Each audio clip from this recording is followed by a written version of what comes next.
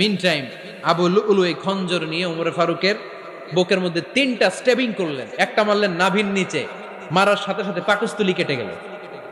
আরেকটা মারলেন পাজরে, পাজর ছিঁড়ে গেল।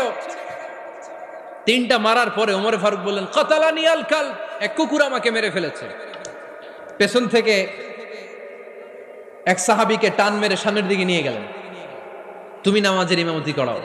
আর ওমরে ফারুককে বাকিরা ধরাধরি করে পেছনে নিতে আরম্ভ করলেন। আর এই আত্মাই আক্রমণ যে করেছে, সে কাতারের মাঝখান দিয়ে যেতে আরম্ভ করলো আর দুই দিকে ছুরি মারতে আরম্ভ করলো। 13 জন সাহাবীর গায়ে ছুরি মেরেছে, 7 জন সাহাবা স্পট ডেথ, জায়গায় মৃত্যু।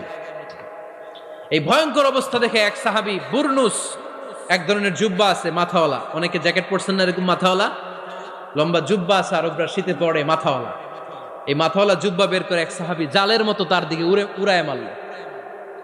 ওই বুরনুসের মধ্যে পেঁচিয়ে